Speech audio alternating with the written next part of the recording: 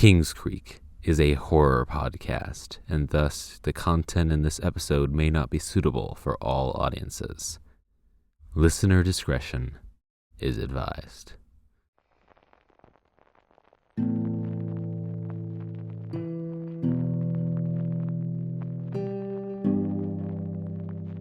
You are now entering Kingscreek.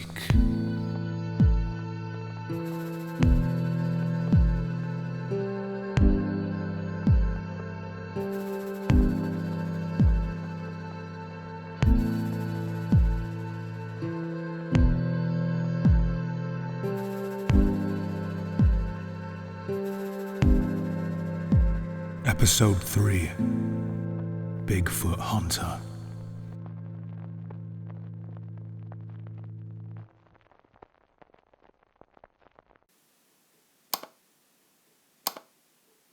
Hello, and welcome back to the Bachman cast. That's a good name, right? It's not like anyone's listening to these or anything. Might as well test some fun names out here and there. Otherwise, I'm just sitting here reading these dusty old files to myself, alone in my room. At least I'm using my audio engineering degree, that's something. Anyway, today we've got another story from my Uncle Mark's case files. This one's fun because it's from Dr. Andrea Fisher. That's right, we've got a celebrity on our hands. For those somehow not in the know, Dr. Fisher was a staple of Pacific Northwest TV back in the 70s. There wasn't a household in Washington or Oregon that didn't, every Thursday at 6 p.m., tune in to watch her show. Of course, she wasn't Andrea Fisher to those people. No, to the television audience of the 1970s, she was known by another name, Dr. Andy, Bigfoot Hunter.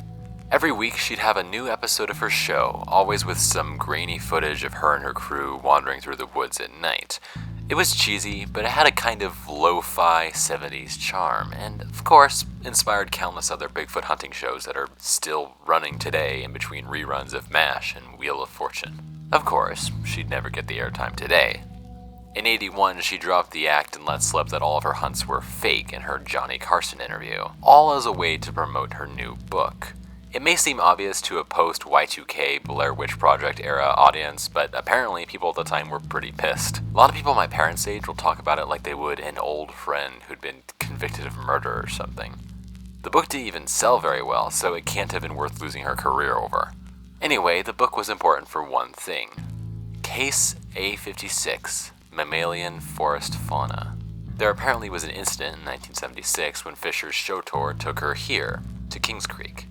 There wasn't a lot of media coverage that Uncle Mark or I could find since everything about that show was wrapped in a billion NDAs, but I do have a police report here, as well as some other official incident documentation. However, the real crown jewel here is that, apparently, she wrote about the strange incident in her book, and that is what I have for you today. And now, without further ado, Chapter 14, The Real One. It's true, most of my shoots were fake. All of them, really. It's not hard to go to any backwater town in Oregon, drop a fake footprint in the woods somewhere, and then point a camera at any rattled drunk who was so hammered that they wouldn't know the difference between a Sasquatch and a stray cat. It's a racket, what can I say? And the studio paid me the big bucks for it. I'd always wanted to be an actor when I was younger, and this was certainly one way to do it, if a tad more ethically ambiguous.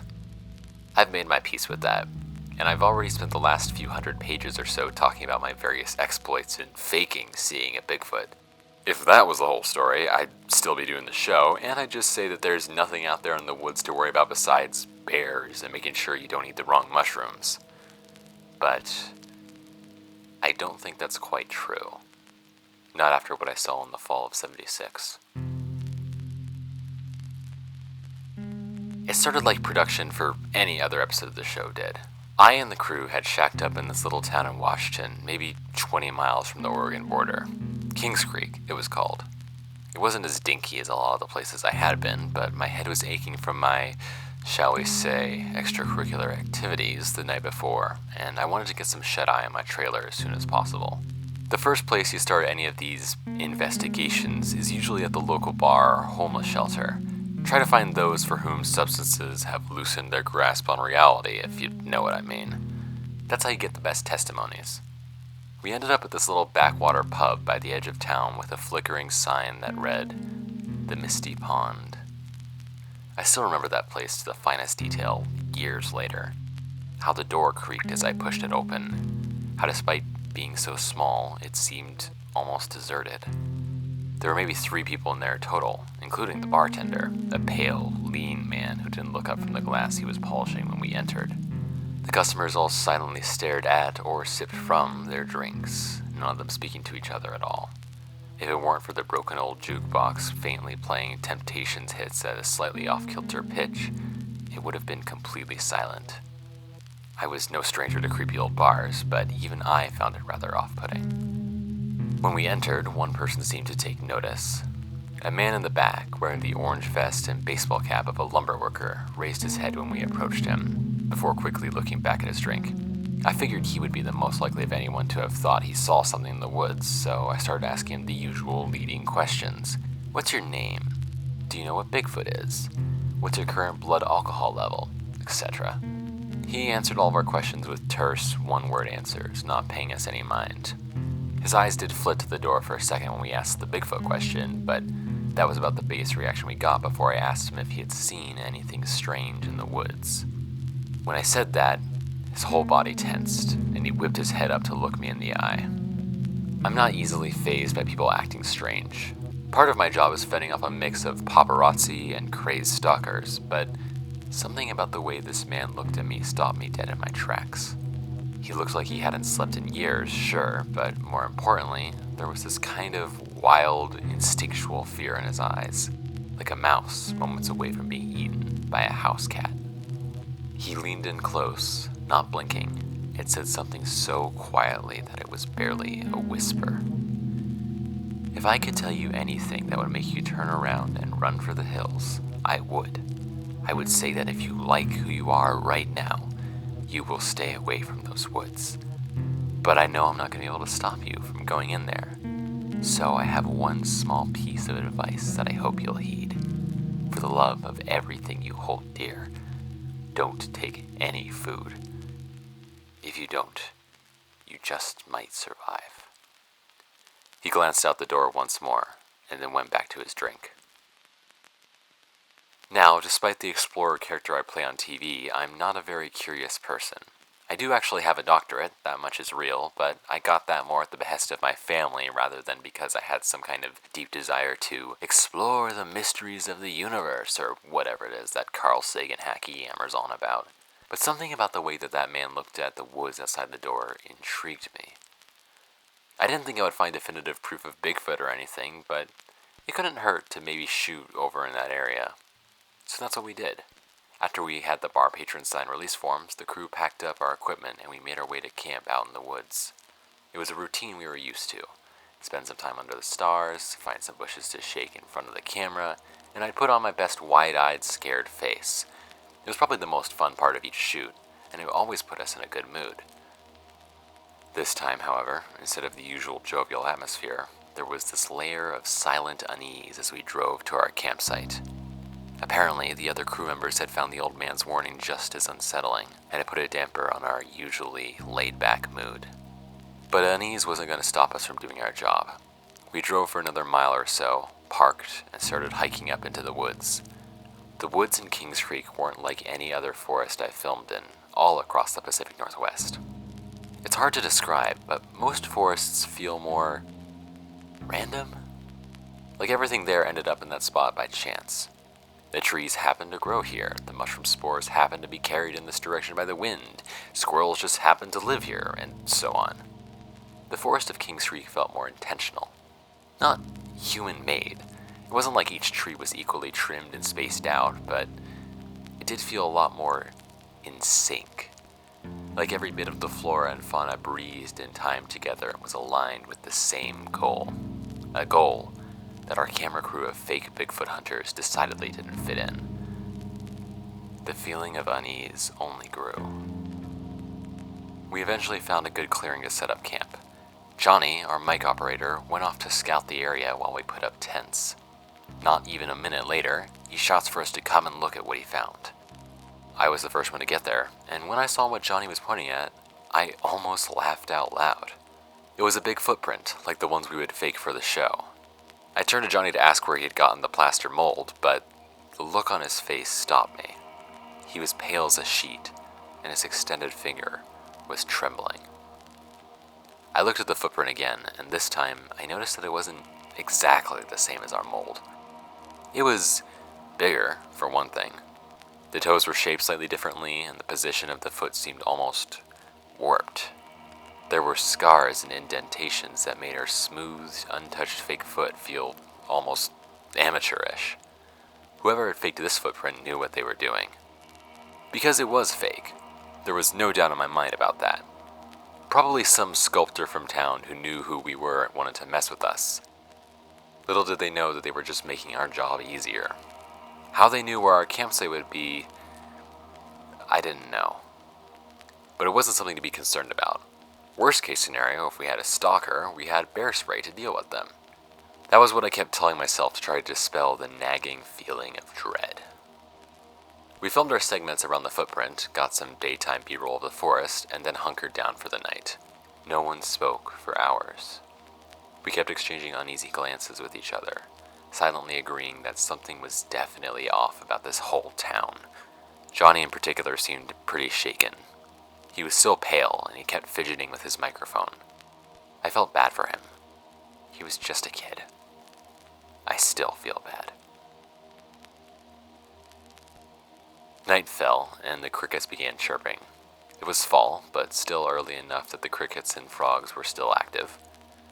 That might have been the only reason I was able to fall asleep. It was a comforting, familiar noise to hear when everything else had been so strange. I didn't get much rest. When I did fall asleep, it was shallow and restless. I kept dreaming of the man in the bar, the way he looked at me, how he spoke, how for a single moment he seemed so afraid. A scream shattered my already uneasy slumber. I bolted upright in my tent and scrambled to grab my flashlight and bear spray as the screaming continued. On top of that horrific cry, I could hear the sounds of a struggle. A tent ripping, punches, metal cans, and equipment jangling, and something breaking the branches of the trees around us. Something big enough to break them. I found the bear spray and flashlight and had just unzipped my tent entrance when I heard something that I will never forget. A sickeningly wet, ripping noise, like someone tearing apart a giant chicken leg. The screaming stopped, and my stomach sank. There was an eerie silence as I stood there with the tent open. I didn't know how long I stood there. It felt like hours, but it couldn't have been more than a few seconds. It was almost pitch black, with the only light coming from the stars and the sliver of a new moon peeking through the treetops. My heart pounded in my ears as the chill of wind from outside the tent slowly floated in. I didn't know if it was better or worse that I couldn't smell anything out of the ordinary, but it is a fact that I remember with striking clarity. Suddenly I heard a tree branch snap and other voices yelling. I realized that the other crew members obviously had heard the commotion and were following in my footsteps. I suddenly remembered the flashlight in my hand, and like the impulsive idiot I am, I flicked it on. Sometimes I lay awake at night and wonder if my night terrors would have been just a little bit less intense if I hadn't turned on that damn flashlight. The first thing I saw was the eyes. You know how a cat's eyes reflect light, making them glow? It was like that.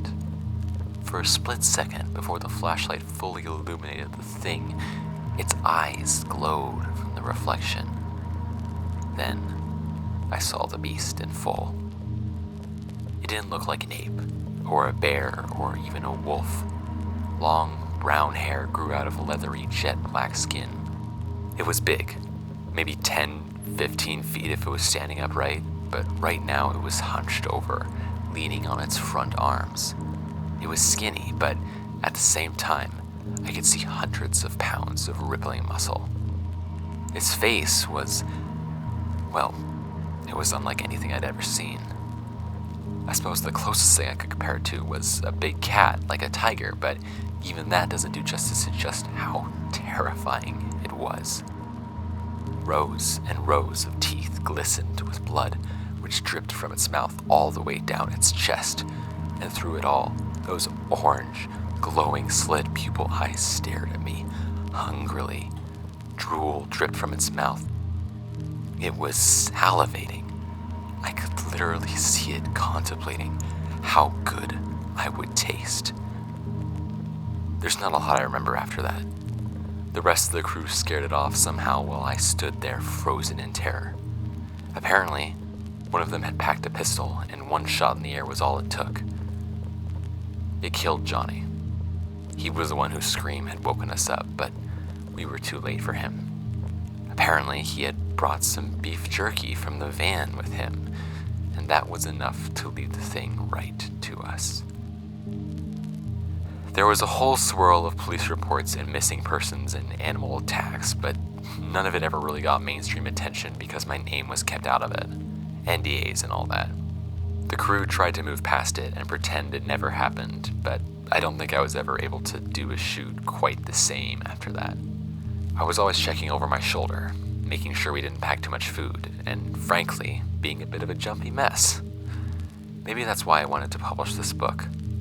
To end this all, to put this whole thing behind me. Perhaps then I'll be able to sleep at night without those glowing eyes staring at me. End account. I'm starting to think that I might not be approaching these stories in the most respectful light. Something about this, I don't know. Anyway, Andrea Fisher's book didn't sell very well. It was a bigger news story that she was faking the shows altogether, a fact that she leaked months before the book's release. And the rage surrounding that didn't translate to book purchases, much to the dismay of the bookstores who ordered a ton of copies in anticipation of the demand. She didn't really have a career after that, so it's unclear if she ever got her closure. As for Dr. Fisher's story, there are not many specific details to go off of. The bar, the Misty Pond, is real, and I've actually been there myself. I think it gets referenced in another one of Uncle Mark's files later, but I've only skimmed that one. There are some heavily redacted police reports around the death of 22-year-old John Talbot in September of 1976. Not a lot of details are available, but the cause of death is listed as animal attack. I'm not sure what animals around here could entirely remove someone's rib cage, but I suppose I'm not an expert. It does correlate with a few pet disappearances around the area within a 3-month period, and one other human death by animal attack 2 weeks prior. But at the end of September, it suddenly stops, and no other such incidents occur again. Of all the things that Dr. Fisher said in her statement, I can't stop thinking about what she said about the eyes. About how there was a split second of anticipation where she could see the thing looking at her before she knew it was there. The feeling that must conjure, like a split second of terror at being perceived before you know what's seeing you. It's a feeling that, for some reason, I feel like I've felt recently. Especially as I look at more of these files. I don't know, maybe these stories are just getting to me. In any case, I should continue reading, probably. Maybe there's something more I can figure out. Like I said before, it's not like I've got anything better to do. This is Damien Bachman, signing off.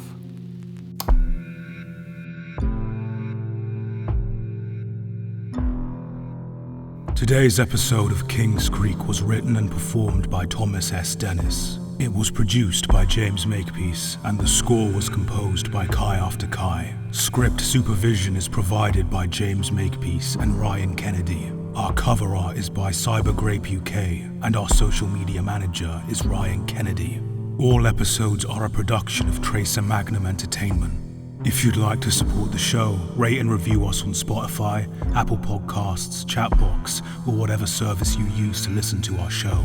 It helps tremendously and ensures we're seen by more and more of the unsuspecting public. If you'd like to get in touch with us or become involved with the community, join our Discord server or follow us on Blue Sky, Instagram, TikTok, and Tumblr, all under the handle @KingscreekOfficial. Share with your friends, family, or anyone else you want to ensnare in our web. And above all else, thank you for listening.